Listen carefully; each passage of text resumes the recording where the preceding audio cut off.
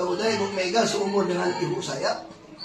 Ibu Mega itu terakhir saya masih minta keluar. Ibu Mega masih bilang begini, kasihan Pak Ahok kalau keluar, nanti anaknya bagaimana, anak masih kecil, nanti keluarga bagaimana. Ibu Mega tahu saya uangnya kan pas-pasan. Kalau pas mau ada kan lebih enak aja.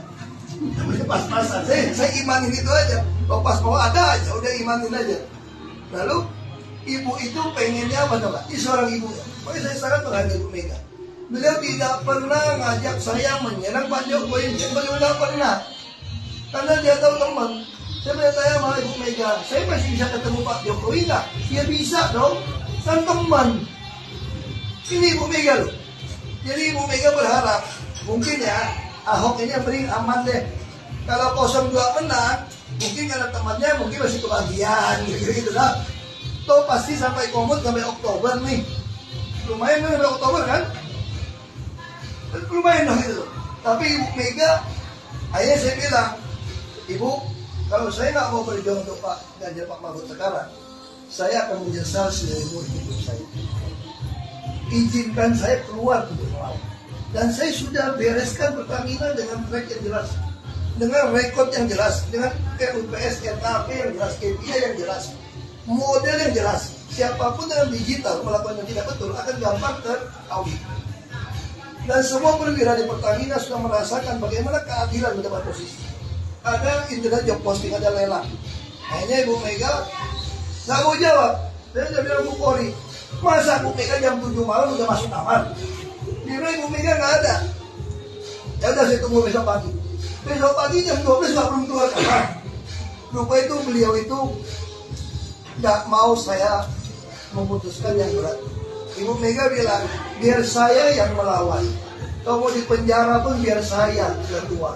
Jangan Pak Ahok. Pak Ahok punya anak masih kecil, jangan Pak Ahok. Saya bilang, Bu, orang bilang gitu kan, pasti kalah Ganjar. Semua pasti dukung dia. Saya punya perspektif berbeda. Kalau kalian mengatakan Ganjar pasti kalah, saya harus keluar dong untuk memenangkan dia. Ini sesuatu berbeda kan. Makanya saya bilang ibu. Akhirnya Pak Hasto, saya suruh Pak Hasto ngomong, ini bukan paksaan siapa, saya yang mau. Kalau saya keluar mesti jadi miskin, apapun itu urusan saya sama Tuhan. Tak mungkin lah.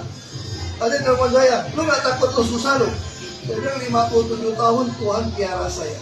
Kenapa sisa umur saya selanjutnya saya patuh? Gak pantas saya patuh. Udah 50, masuk penjara aja pernah kok. Kenapa takut gitu loh? Saya ibu bilang, kalau Pak Ahok ikhlas, silakan keluar. Pak ini kan Pak ini kan periode kampanyenya semakin singkat. Nanti dalam periode singkat ini strategi dan targetnya apa? Kan juga sudah ngobrol. Strateginya buat datang ke wawancara lu deh. Jadi zaman medsos.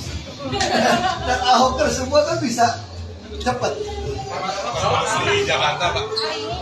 Hari ini kan Ahoker bersama dengan Bapak untuk mendukung Pak Ganjar Mahfud. Nah, menurut Bapak tanggapan Bapak seperti apa? Kemudian bisa yang kedua bisa ditegaskan dan kepada seluruh rakyat Indonesia nih masih bertanya-tanya kenapa mendukung Pak Ganjar Mahfud? Ya karena saya bilang kan ini bicara meritokrasi. Banyak orang pada waktu itu mengira Bu Mega akan memaksa mencalonkan seorang Mbak Puan karena anaknya. Ibu Mega bilang salah apa? Anak saya siapkan jadi presiden loh. Tapi kalau memang dia tidak dipilih, tidak dikehendaki oleh kader kita, oleh rakyat, saya tidak akan calonkan.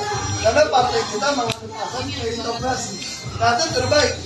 Dan di PD Perjuangan saat ini kader terbaik adalah Ganjar Pranowo. Yang kita harus terima. PD Perjuangan tidak mau ditinggalkan oleh kader karena memaksakan anaknya jadi dong. Maka ibu bilang saya tidak mau menyakiti hati kader-kader saya.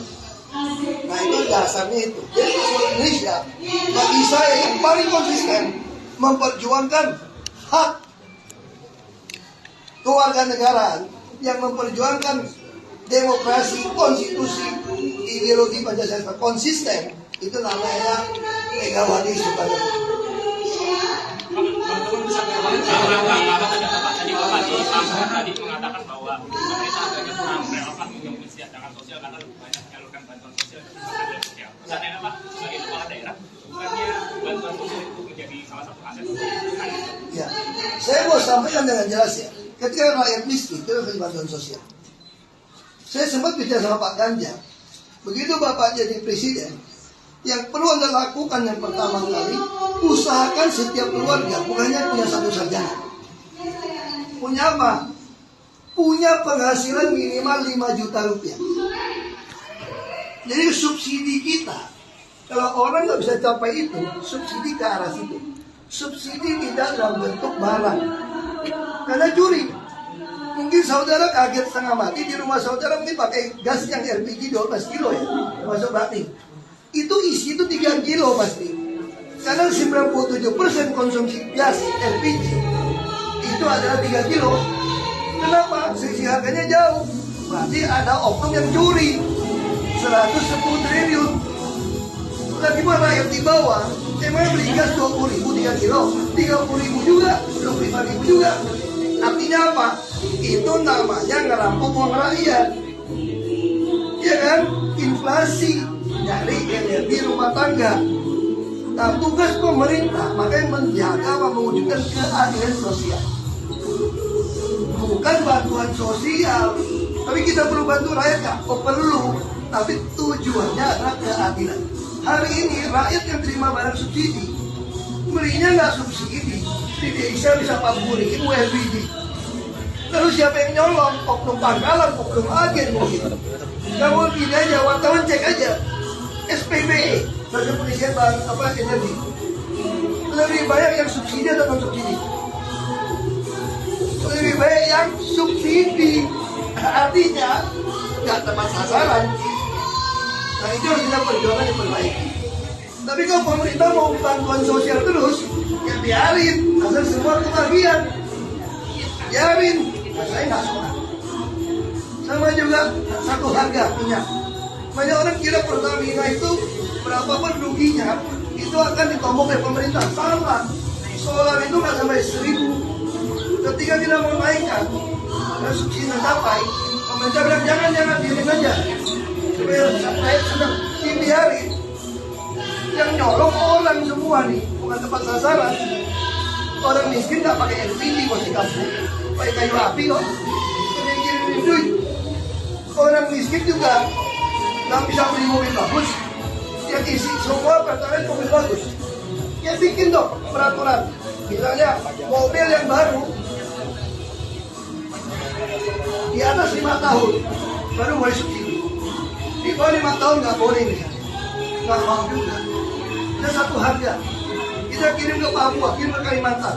Coba tanya rakyat di Papua Kalimantan. Beli minyak berapa? Bisa 75.000, 100.000. Loh, kan kita udah satu harga 10.000. Kirim pesawat 15.000 per liter. Berarti modal 25.000 dong. Banjir aja di pasar dengan 25.000. Rakyat yang nggak mampu kita sendiri aja. Daripada kirim 25.000 dipegang penguasa mungkin geng-gengnya siapa dipegang dia jual ke rakyat 75.000 100.000 juga. Pertamina hampir 1 triliun nombok. Pemerintah ganti nggak ganti. Pertamina bisa untung 6-7 miliar dolar setahun kalau kita tidak harus nombok-nombok popularitas bantuan subsidi yang tidak tepat sasaran. Rakyat lebih baik terima duit cash. Lu tinggal lapor aja, duit itu kurang mana? Kalau kurang dari 5 juta, oke, kasih tahu. Tinggal bukti, tanda tangan toh. Kalau kamu nipu ganti 10 kali, atau ngaku Anda menipu pemerintah, pidana. Lalu kasih duit, kan gampang. Tinggal bikin aja di rumah sakit, obat, beli makanan, dari situ kita bayar. Ini seluruh teknologi sudah ada digital. Nah itu yang saya maksud. Ya jadi rakyat, kita tugas pemerintah harus selalu menolong yang miskin dan butuh pertolongan. Tapi bukan tidak mendidik rakyat, bukan membuat rakyat jadi pengemis, itu nggak benar. Itu sih. Itu ya. Download Tribun X sekarang, menghadirkan lokal menjadi Indonesia.